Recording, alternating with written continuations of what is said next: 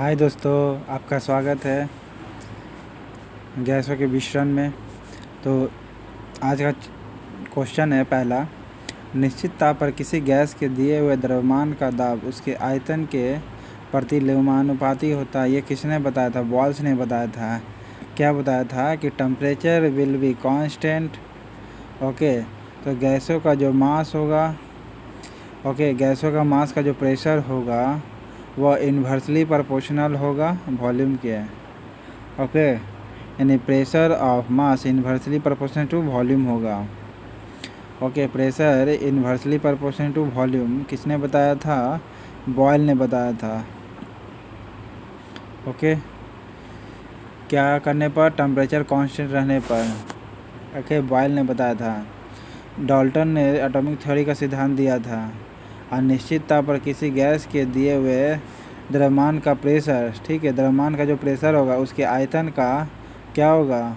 प्रतिलोमानुपाती होता है। किसने बताया था? तो बॉयल ने बताया था। ओके,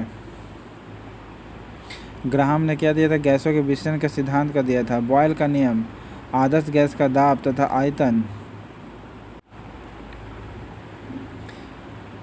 आयतन के संबंध में बताता है। इसके अनुसार नियत ताप पर गैसों का आयतन दाब के व्युत्क्रमानुपाती होता है। निश्चित ताप पर किसी गैस के दिए हुए द्रव्यमान का प्रेशर, मास का जो प्रेशर होगा, you look the cylinder, this is a cylinder fill of the gases. Okay, ये जो इसके अंदर जो प्रेशर बनाएगा, ठीक है, इसके अंदर जो प्रेशर बनाएगा दीवार पर, उसके आयतन जो होगा क्या होगा? इन्वर्सली प्रोपोर्शनल होगा। ओके, प्रेशर का। तो बॉयल ने दिया था।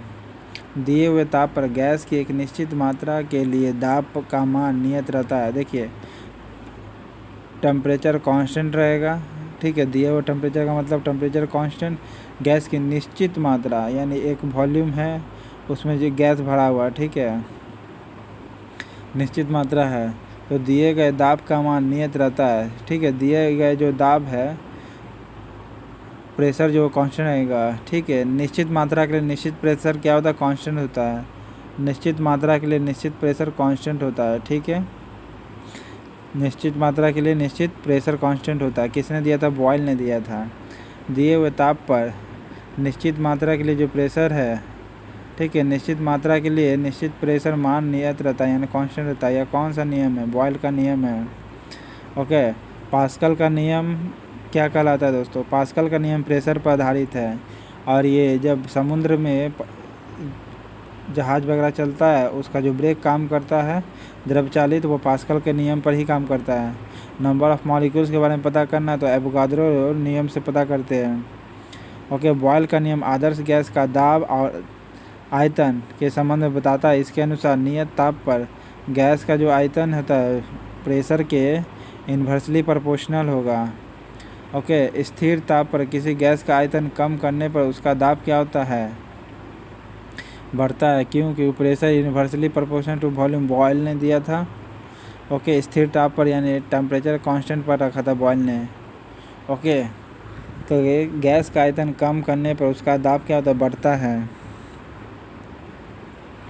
स्थिर ताप पर, और ये टेम्परेचर कांस्टेंट रहेगा। किसी गैस की निश्चित मात्रा आयतन उसके दाब का व्युत्क्रमानुपाती होता है, अर्थात स्थिर ताप पर गैस का दाब बढ़ाने पर आयतन घटता है और ना दाब घटाने पर आयतन बढ़ता है।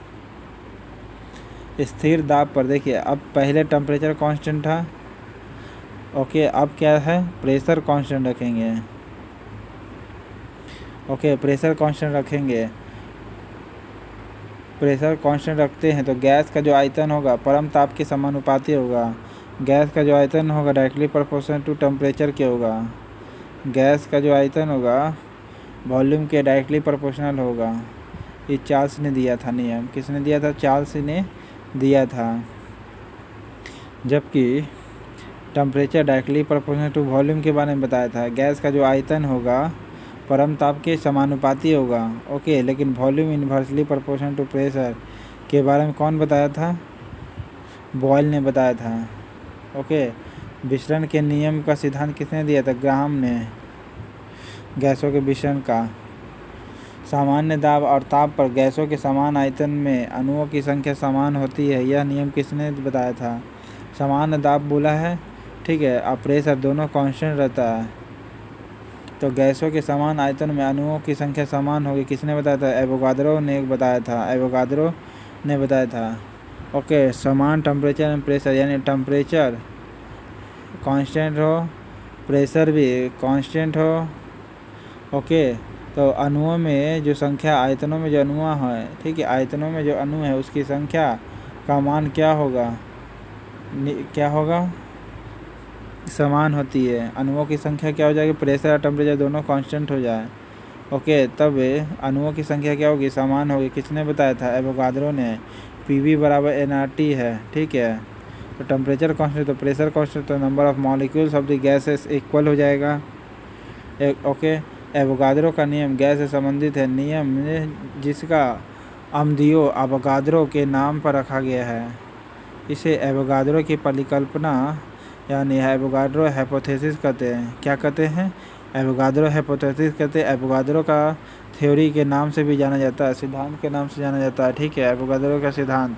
1811 में एवोगाद्रो ने यह परिकल्पना प्रस्तुत की, जो इस प्रकार समान ताप व दाब पर सभी आदर्श गैसों के समान आयतन के कणों व अणुओं की संख्या समान होती है। ओके, समान दाब और ताप पर गैसों के समान आयतन में अणुओं की संख्या क्या होगी? समान होगी। यह किसने बताया? एवोगाद्रो ने। स्थिर ताप पर किसी गैस का दाब 3 गुना कर देने पर उसका आयतन क्या होगा? तिहाई रह जाएगा। सॉरी दोस्तों, problem creating on the system, now the resolve of the system. So if you the question started 6 स्थिर ताप पर किसी गैस का दाब 3 गुना कर देते हैं, देखिए प्रेशर को 3 गुना कर देते हैं, तो वॉल्यूम क्या होगा? ऑटोमेटिक क्या होगा? 3 गुना तिहाई रह जाएगा। क्या हो जाएगा? तिहाई रह जाएगा। बताए थे क्या हो जाएगा? तिहाई रह जाएगा। ओके, स्थिर ताप पर किसी गैस का दाब 3 गुना कर देने पर आयतन क्या होगा? तिहाई हो जाएगा। स्थिर ताप पर जो बॉयल्स का नियम भी कराता है, स्थिर ताप पर किसी गैस का दाब 3 गुना कर देते हैं, गैस का प्रेशर 3 गुना कर देते हैं, तो आयतन तिहाई हो जाएगा। ओके, गैस का दाब 3 गुना कर देते तो आयतन क्या होगा? तिहाई हो जाएगा।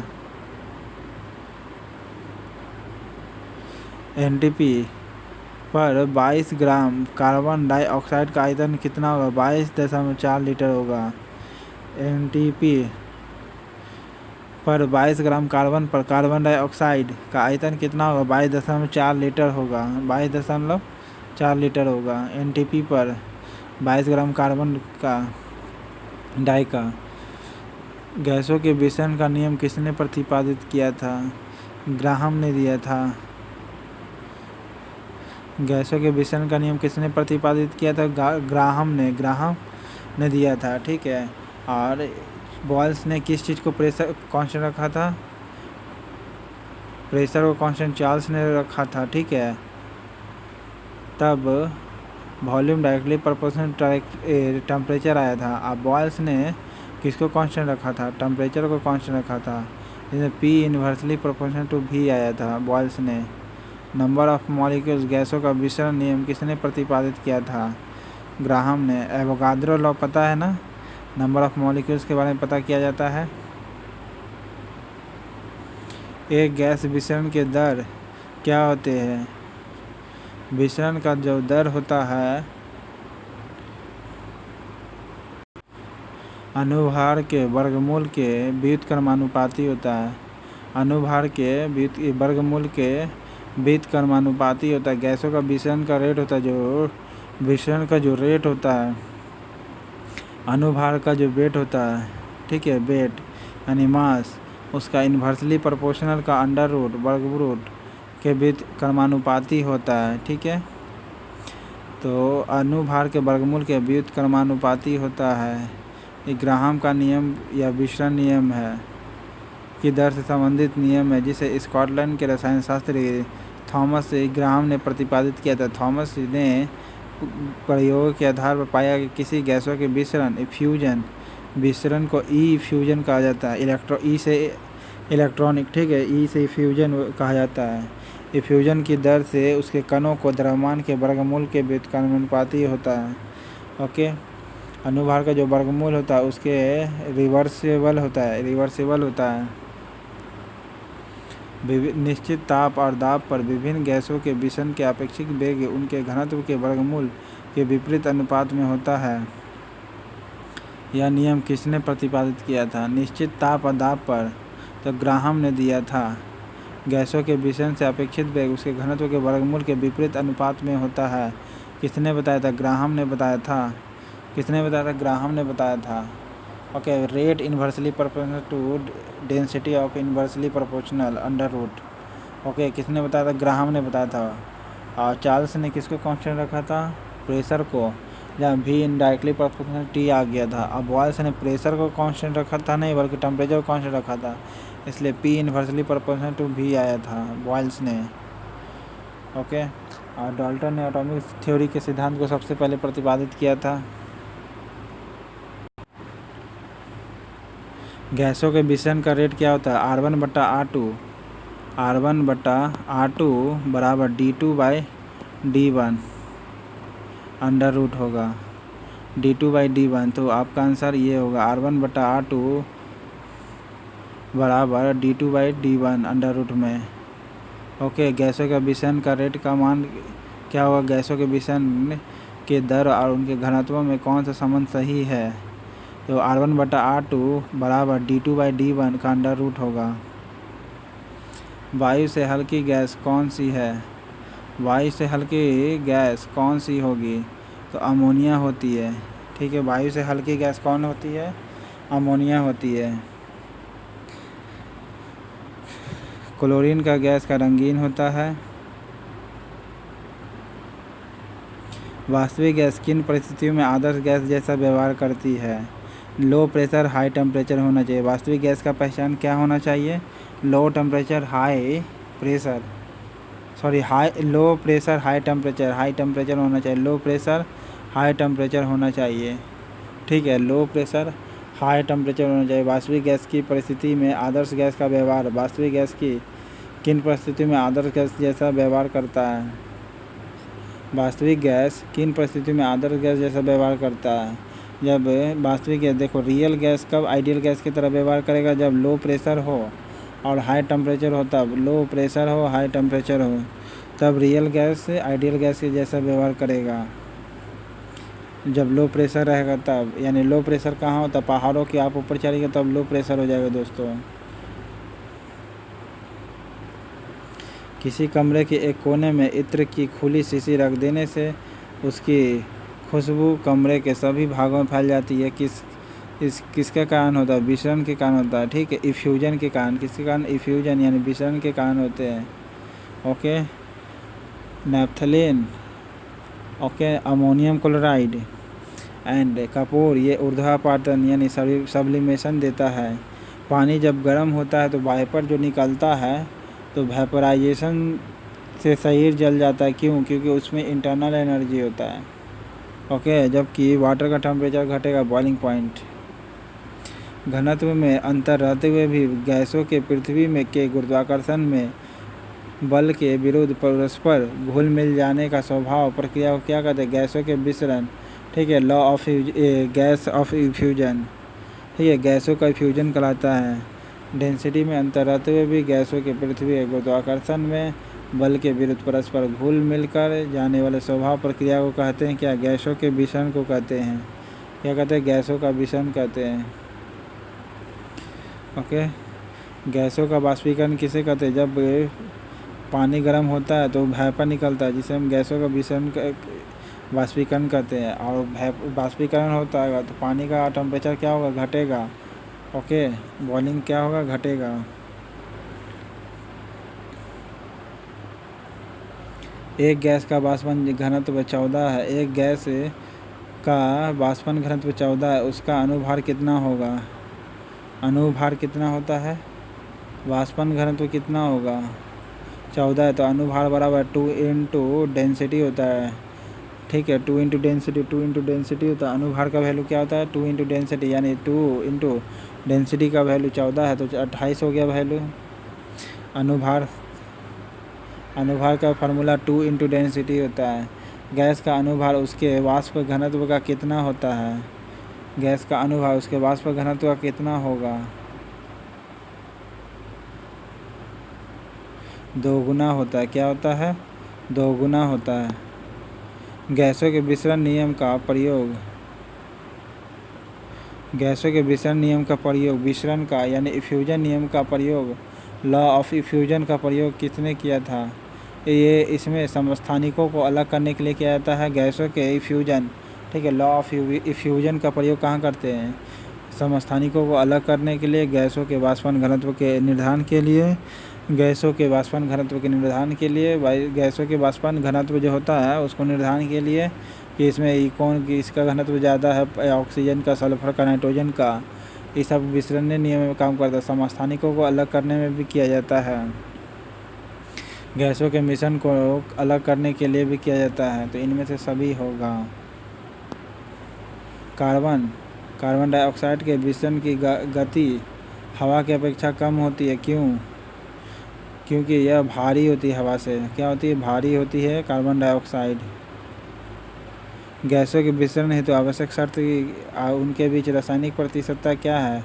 रासायनिक प्रतिशतता संभव नहीं होना चाहिए। क्या होना चाहिए? संभव नहीं होना चाहिए, तभी यह गैसों के विसरण से होगा संभव। गैसों के विसरण का नियम यही है कि जब रिएक्शन नहीं होता गैस का तब ये फैलेगा, ओके, तेज़ी से फैलेगा। और गैसों का रिएक्शन नहीं होना चाहिए तभी ये विसरण नियम काम करता है, ग्राहम का। ऑक्सीजन और हाइड्रोजन के विसरण की दर का अनुपात कितना होगा? विसरण का दर पूछा है ना, 1:4 होगा। अनुभार नहीं पूछा है, विसरण का रेट पूछा है, 1:4 होगा, 1:4। ओके, विसरण का नियम R1/R2 = d2/d1 होगा। ताप और दाब की समान अवस्था में विभिन्न गैसों के समान आयतन में किसकी संख्या समान होती है? तो ताप और दाब की समान अवस्था है, यानी टेम्परेचर और प्रेशर दोनों कांस्टेंट रखेंगे तो विभिन्न गैसों के समान आयतन में किसकी संख्या समान होगी? अणुओं की होगी। किसकी होगी? अणुओं की। ताप और दाब की समान अवस्था में विभिन्न गैसों के समान आयतन में अणु की संख्या समान होगी। किसकी संख्या समान होगी? अणुओं की संख्या समान होगी। गैसीय समीकरण में PV = nRT। R किसको संसूचित करता है? R किसको सूचित करता है? 1 मोल गैस को R जो होता है 1 मोल गैस को संशोधित करता है। चार्ल्स का नियम से प्रतिपादित है, यानी टेम्परेचर प्रेशर कांस्टेंट रखते हैं तो V directly proportional to temperature के हो जाता है। यहाँ R क्या है? गैसीय कांस्टेंट है। तो कौन सा नियम गैस से संबंधित नहीं है? गैस से नियम फैराडे का नियम नहीं है, ठीक है। बॉयल का नियम जो है आपका प्रेशर को कांस्टेंट रखना होता है, नहीं टेम्परेचर को कांस्टेंट रखता है। चार्ल्स ने प्रेशर को कांस्टेंट किया था। चार्ल्स का फार्मूला PV = nRT है, क्योंकि P inversely proportional to volume Boyle ने दिया था। ओके, फैराडे का विद्युत चुम्बकीय फैराडे नियम है। यह अधिक प्रचलित नाम फैराडे के प्रेरक नियम से संबंधित है।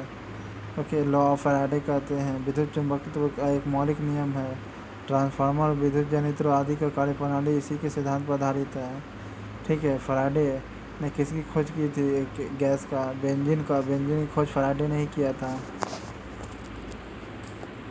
किसी गैस को दबाने पर क्या होता है?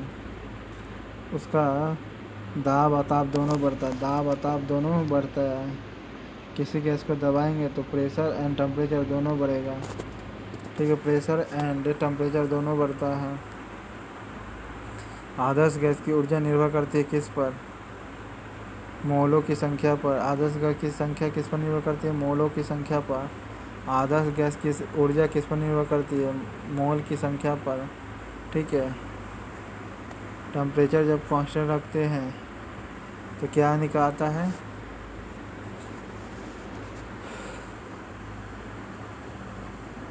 P inversely proportional to T हो जाएगा, वॉल्यूम हो जाएगा। बॉयल ने कहा था। आदर्श गैस की ऊर्जा की मोल संख्या निर्भर करती है एसआई मूल इकाई पर, जो पदार्थ की मात्रा का मापन है। यह एक इकाई गण्य इकाई एक मोल एवोगाद्रो की संख्या के बराबर है। ओके।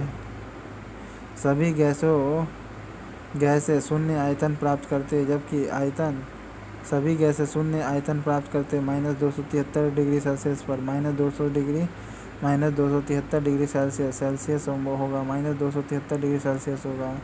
सभी गैसें शून्य आयतन प्राप्त करते जब तापक्रम -273 डिग्री सेल्सियस हो। चार्ल्स के नियम के अनुसार -273 डिग्री सेल्सियस पर गैस का आयतन शून्य हो जाना चाहिए, परंतु व्यवहार में गैस इस ताप पर पहुंचने से पहले ही द्रवित हो जाती है। परम ताप का मान कितना होता है? -273 डिग्री सेल्सियस। इससे कम होता ही नहीं है टेम्परेचर नीचे, ठीक है। -273 डिग्री, इसे ही परम ताप कहते हैं, ठीक है। पिक टेम्परेचर कहा जाता है -273 डिग्री को, ठीक है। परम ताप यानी पिक टेम्परेचर कहते हैं। ऊष्मागतिकीय ताप का ऊष्मागतिकीय के तृतीय नियम के सहायक से परिभाषित किया जाता है, जिसमें सैद्धांतिक रूप से जो सबसे कम ताप संभव हो उसे शून्य बिंदु यानी परम शून्य कहते हैं। परम शून्य एब्सोल्यूट जीरो न्यूनतम संभव ताप है, इससे कम कोई ताप संभव नहीं है। इस ताप पर पदार्थ के अणुओं की गति शून्य हो जाती है। इसका मान -273 डिग्री सेल्सियस होता है। परम शून्य ताप का मतलब क्या है?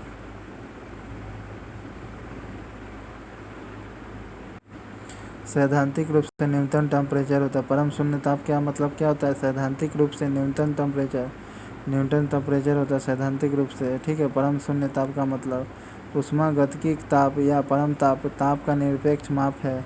यह ऊष्मागतिकी का एक प्रमुख प्राचालन यानी पैरामीटर भी है। ऊष्मागतिकीय ताप को ऊष्मागतिकी के तृतीय नियम की सहायक से परिभाषित किया जाता है। इसमें सैद्धांतिक रूप से जो सबसे कम ताप संभव है उसे शून्य यानी परम शून्य कहते हैं। परम शून्य एब्सोल्यूट न्यूनतम टेम्परेचर होता है तथा इससे कम कोई संभव नहीं है। इस ताप पर पदार्थ के अणुओं की गति शून्य हो जाती है, इसलिए इसका मान -273 डिग्री सेल्सियस है। परम शून्य ताप का यह सैद्धांतिक रूप से सबसे नीचे यानी सबसे न्यूनतम संभव है, इससे नीचे संभव नहीं है परम शून्य ताप।